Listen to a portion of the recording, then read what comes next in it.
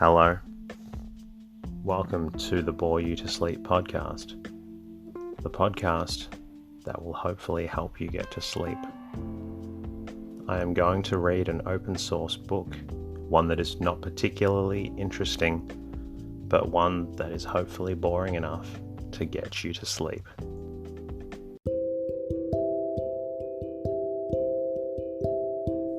Is there something interfering with your happiness, or is preventing you from achieving your goals?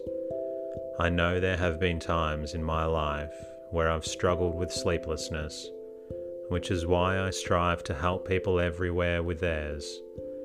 I'm proud to have partnered with a new sponsor, BetterHelp. BetterHelp will assess your needs and match you with your own licensed professional therapist, which doesn't take long at all. It's not a crisis line. It's not self-help. It is professional counseling done securely online. You can schedule weekly video or phone sessions in the comfort of your own home. You can also log in to your account anytime and send a message to your counselor when you need. You'll have access to a broad range of expertise in BetterHelp's counselor network, which may not be locally available in many areas. BetterHelp is committed to facilitating great therapeutic matches, so they make it easy and free to change counselors if needed. Visit trybetterhelp.com/bore you to sleep. That's trybetterhelp, and join over 500,000 people taking charge of their mental health. Special offer for Bore You to Sleep listeners with 10% off your first month at trybetterhelp.com/bore you to sleep. Tonight's reading is a throwback to a previously recorded episode, The Rural Life of England. I decided to play an older episode, especially for those new to the show. If you find that some of the more recent episodes have not made you particularly drowsy, you're always welcome to scroll through previous episodes to find one that is boring enough to help you fall asleep. My name is Teddy, and I aim to help people everywhere get a good night's rest. Sleep is so important, and my mission is to help you get the rest that you need. I am grateful that you have chosen this podcast to assist with your sleep. It is designed to play in the background while you slowly doze off. Special thanks to Castbox listener Neil Gonzalez for your lovely review on Castbox. It's a shame your partner finds it too boring, but I'm glad that it's helping out one of you. Special thanks also to the anchor sponsors and Patreons that continue to support the podcast. If you do find the podcast beneficial, there is a small but hugely helpful favor that you can provide. Please share the podcast with a friend, and if possible, kindly leave a review in your podcast app. There are a lot of people out there who are struggling with sleep, and my goal is to help as many people as possible get the rest that they deserve. If you would like, you can also say hello at boreyoutosleep.com, where you can support the podcast. I'm also on Twitter and Instagram at boreyoutosleep. In the meantime, lie back, relax, and enjoy the readings. The Rural Life of England by William Howard. Chapter 1. Preeminence of England as a place of country residence. Let every man who has sufficiency for the enjoyment of life thank heaven most fervently that he lives in this country and age. They may tell us of the beauty of southern skies and the softness of southern climates, but where is the land which a man would rather choose to call himself a native of, because it combines more of the requisites for a happy and useful existence, more of the moral, social, and intellectual advantages without which fair skies or soft climates would become dolorous, or at best indifferent. I say, let every man gratefully rejoice, who has the means of commanding the full blessings of English life. For alas, there are thousands and millions of our countrymen who possess but a scanty portion of these, whose lives are too long and continuous a course of toil and anxiety to permit them even to look round them and see how vast are the powers of enjoyment in this country, and how few of those sources of ease, comfort, and refined pleasure are within their reach. I trust a better day is coming to this portion of our population, that many circumstances are working together to confer on the toiling children of these kingdoms the social rewards which their unwearied industry so richly merits. But for those who already hold in their hands the golden key, where is the country like England? If we are naturally proud of making a portion of a mighty and glorious kingdom, where is the kingdom like England? It is a land of which the most ambitious or magnanimous spirit may well say with a high emotion, "This is my country." Over what an extent of the earth it stretches its territories, over what swarming and diversified millions it extends its sceptre. On every side of the globe lie its outspread regions. Under every aspect of heaven walk its free or tributary people. In the West Indies, in the vast dominions of the East, in America and Australia, through each wide continent and many a fair island. But its political and moral power extends even far beyond these. What nation is there, however great, that does not look with breathless anxiety to the movements of England? What country is not bound up with it in the strongest interests and hopes? What country is there which does not feel the influence of its moral energy? Through all the cities and forests of Republican America, the spirit of England, as well as its language, lives and glows. France, Germany, and even Russia, to the depths of its frozen heart, feel the emanations of its free and popular institutions. Every pulse of love which beats here, every principle of justice that is more clearly recognized, every sentiment of Christianity that is elevated on the broad basis of the human heart, hence spreads through the earth as from a centre of moral life, and produces in the remotest regions its portion of civilization. It is something to make a part, however small, of such a nation. It is something to feel that you have such a scope of power and beneficence in the earth. But when you add to this the food laid up for the heart and the intellect in this island, the wealth of literature and science, the spirit of freedom in which they are nourished, and by which they are prosecuted, the sound religious feeling which has always distinguished it as a nation, the philanthropic institutions that exist in it. Every true heart must felicitate itself that its lot is cast in this kingdom.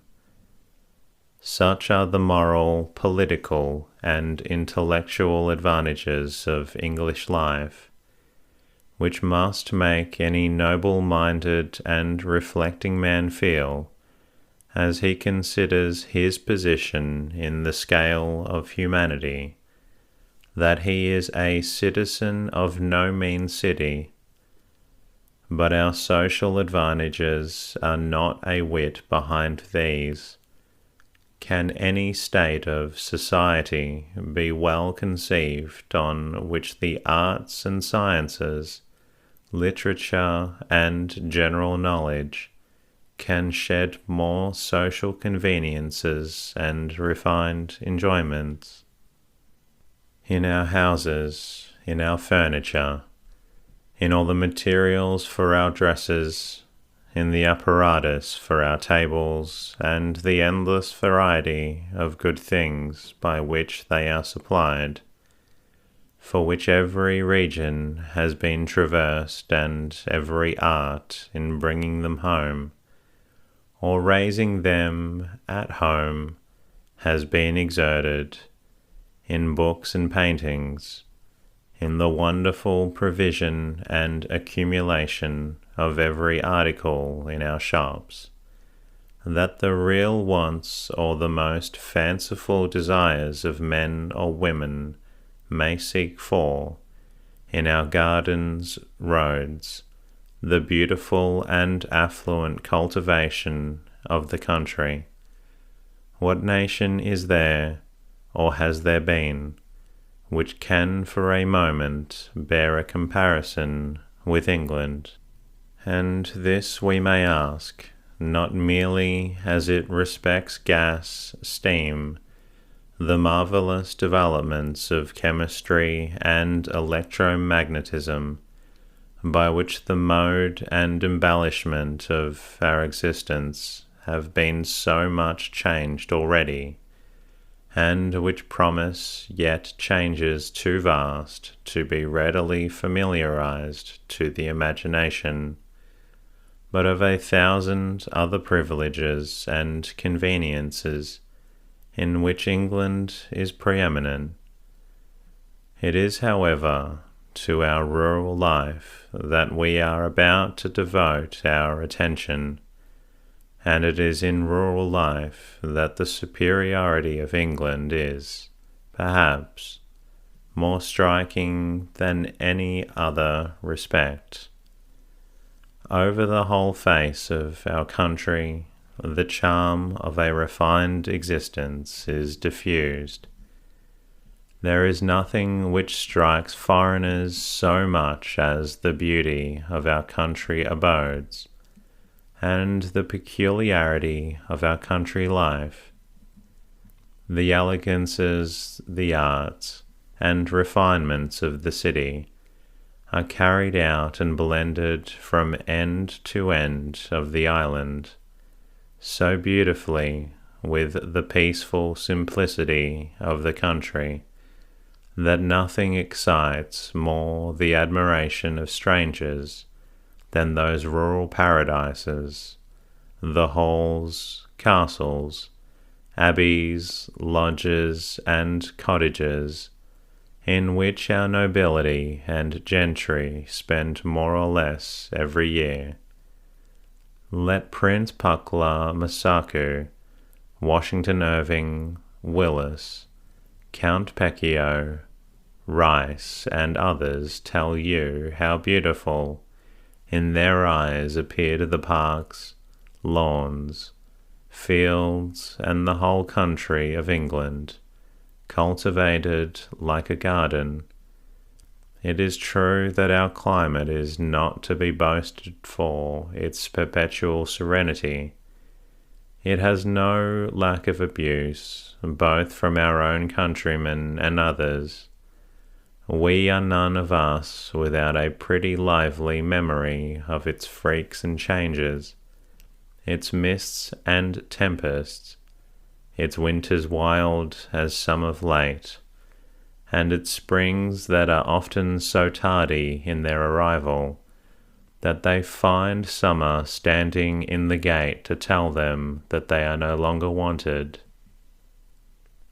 All this we know, yet which of us is not ready to forgive all of this and to say with a full heart, England, with all thy faults, I love thee still?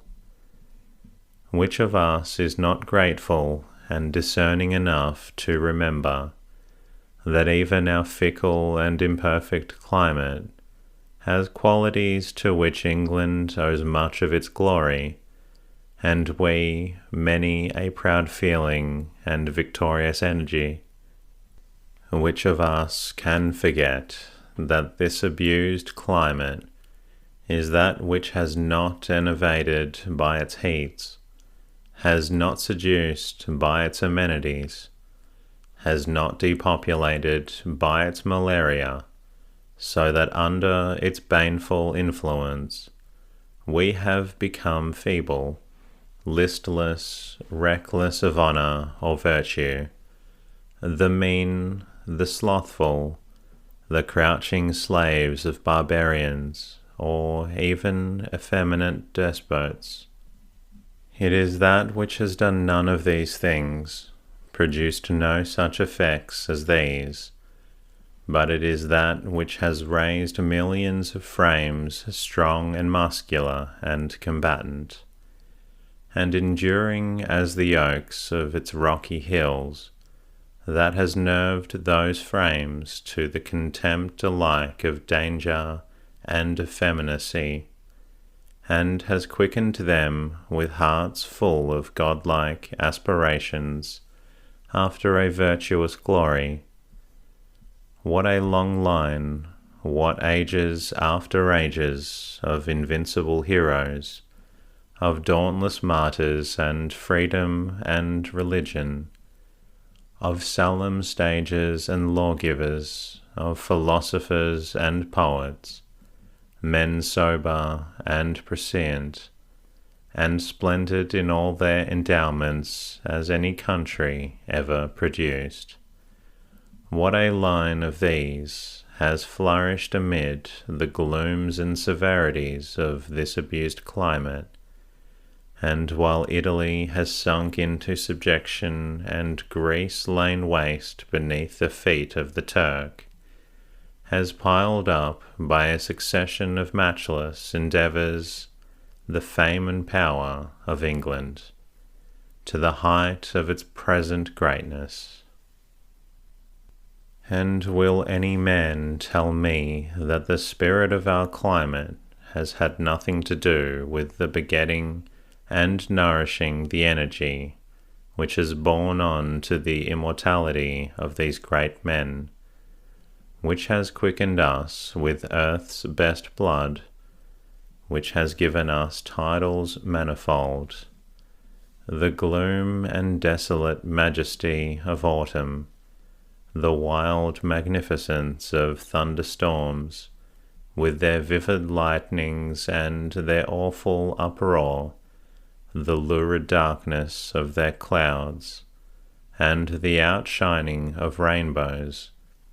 Have these had no effect on the meditations of divines and the songs of poets? Has the soul-concentrating power of winter driven our riders into their closets in vain? Have the fireside festivities of our darkest season, have the blazing Yule clog and the merriment of the old English hall, things which have grown out of the very asperity of the climate, left no traces in our literature?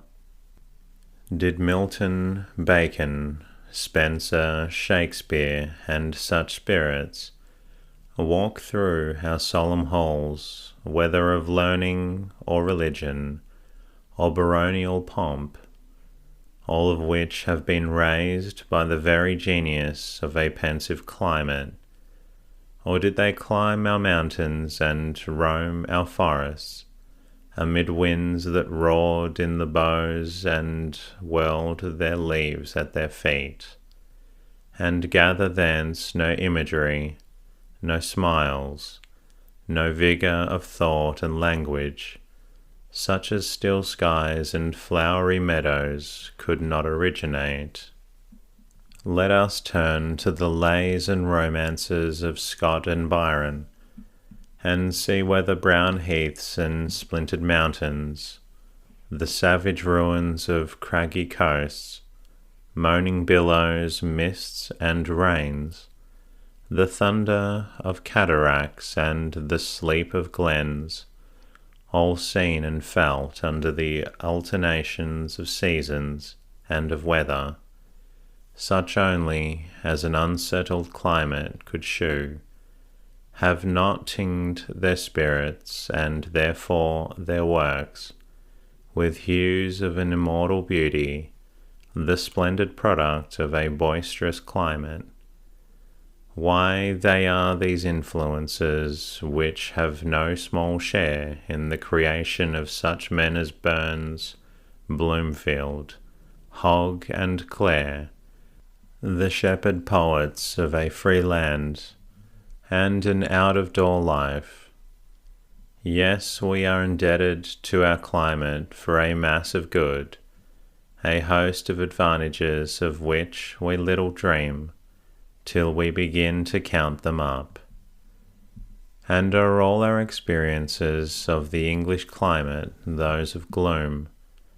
Are there no glorious sunsets, no summer evenings, balmy as our dreams of heaven, no long sunny days, no dewy mornings, whose freshness brings with it ideas of earth in its youth, and the glades of paradise trod by the fair feet of Eve?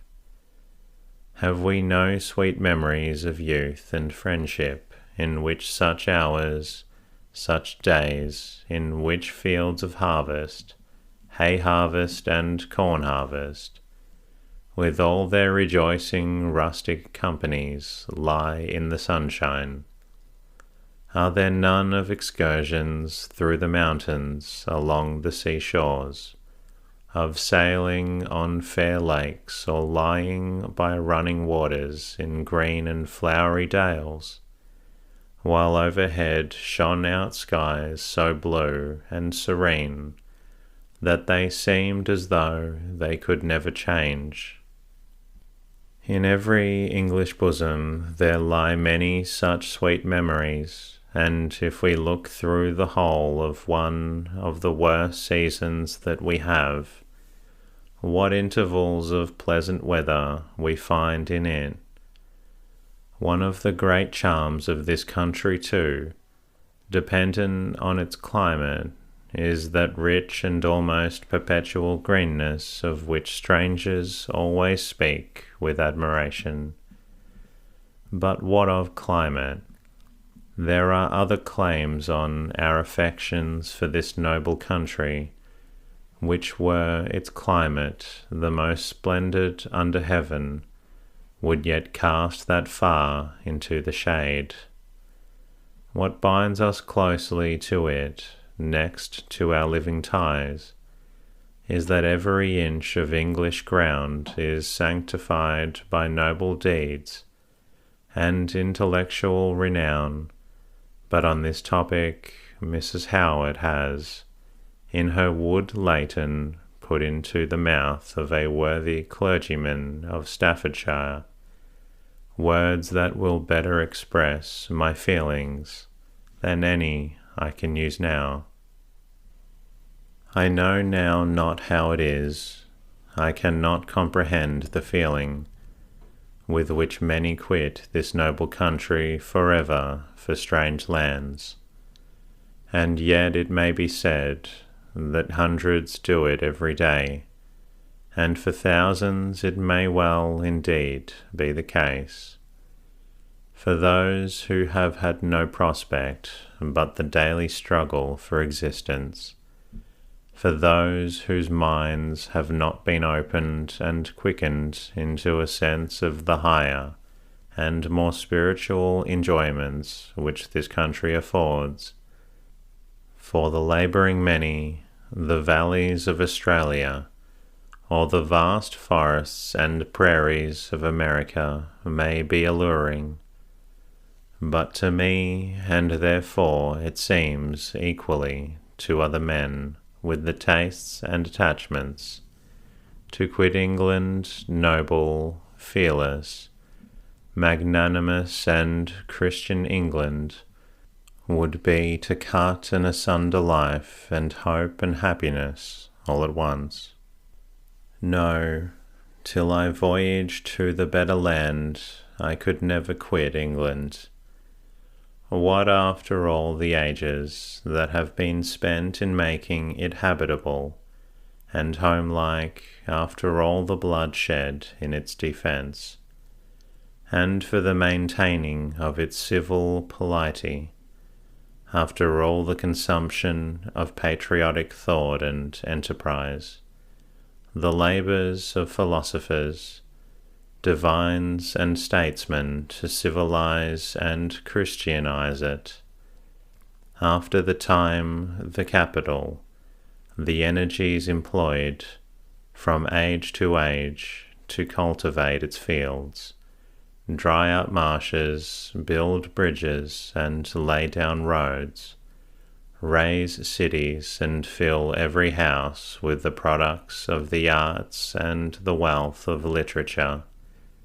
Can there be a spot of earth that can pretend to a tithe of its advantages, or a spot that creates in the heart of the higher tone necessary for their full enjoyment? Why, every spot of this island is sanctified, not only by the efforts of countless patriots, but as the birthplace and abode of men of genius. Go where you will, places present themselves to your eyes, which are being stamped with the memory of some one or others of those burning and shining lights that have illuminated the atmosphere of England with their collective splendour, and made it visible to the men of farthest climates. Even in this secluded district, which, beautiful as it is comparatively little known or spoken of, amongst the generality of English people, how many literary recollections surround you, to say nothing of the actors in great historical scenes, the Talbots, Shrewsburys, Dudleys, and Baggots of former ages, or the Ansons, Vernons, St. Vincents, and Pagets of the later and present ones. In this country were born those excellent bishops, Hurd and Newton, and the venerable antiquary and herald, Elias Ashmole, to say nothing of the amount of taste and knowledge that exist in the best classes of society hereabout. We have today passed the houses of Thomas Gisborne and Edward Cooper, clergymen who have done honour to their profession by their talents and the liberality of their sentiments. In that antiquated Fauldhall once lived old Squire Burton, the brother of the author of the Anatomy of Melancholy, and there is little doubt that some part of that remarkable work was written there, by that dove Isaac Walton, that pious old man, the lover of the fields and historian of the worthies of the church, used to stroll and meditate or converse with his friend Charles Cotton, a Staffordshire man too. In the words of Wotton, which are very visible hence by daylight, once wandered a very different but distinguished person, the wayward Rousseau.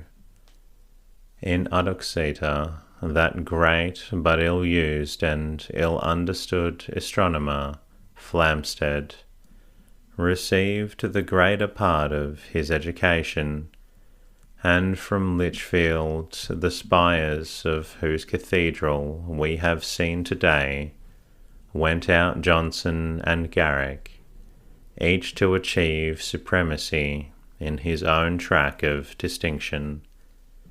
And there too lived Anna Seward, who, with all her egotism and faults of taste, was superior to the women of her age, and had the sagacity to perceive amongst the very first the dawning fame of Southey and Sir Walter Scott.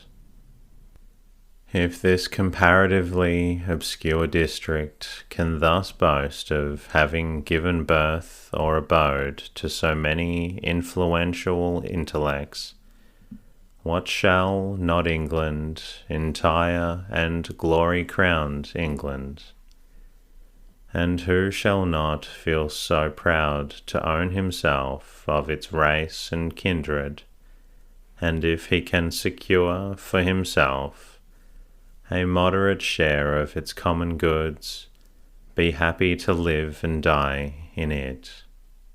Thus it is all England through. There is no part of it in which you do not become aware that there some portion of our national glory has originated. The very coachmen, as you traverse the highways, continually point out to you spots made sacred by men and their acts. There say they was born or lived Milton or Shakespeare, Locke or Bacon, Pope or Dryden. That was the castle of Chaucer. There now lives Wordsworth, Southey or Moore. There Queen Elizabeth was confined in her youth. Here she confined Mary of Scotland in her age. There Wycliffe lived, and here his ashes were scattered in the air by his enemies. Here was born Cromwell or Hampden. Here was the favourite retreat of Chatham, Fox, Pitt, or other person, who in his day exerted a powerful influence on the mind or fortunes of this country. These perpetual monitions that we are walking in a land filled from end to end with glorious reminiscences make country residence in England so delightful. But the testimony of foreigners is more conclusive than our own, and therefore we will close this chapter with the impression which the entrance into England made onto Americans. Washington Irving and Mr. Willis. Irving's mind was full of the inspiration of the character of England as he had found it in books. There is to an American a volume of associations with the very name. It is the land of promise, teeming with everything from which his childhood has heard, or on which his studious years have pondered.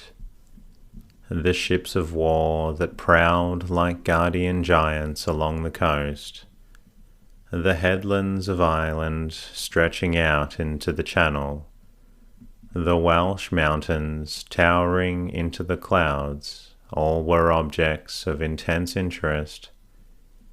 As we sailed up the Mersey, I reconnoitered the shores with a telescope. My eye dwelt with delight on neat cottages with their trim shrubberies and green grass plots, I saw the mouldering ruin of an abbey overrun with ivy, and the taper spire of a village church rising from the brow of a neighbouring hill. All were characteristic of England. And that concludes tonight's readings. I hope you're feeling drowsy, and I hope you're ready for sleep. If you're not, that's okay. You're always welcome to listen to another episode. I look forward to bringing you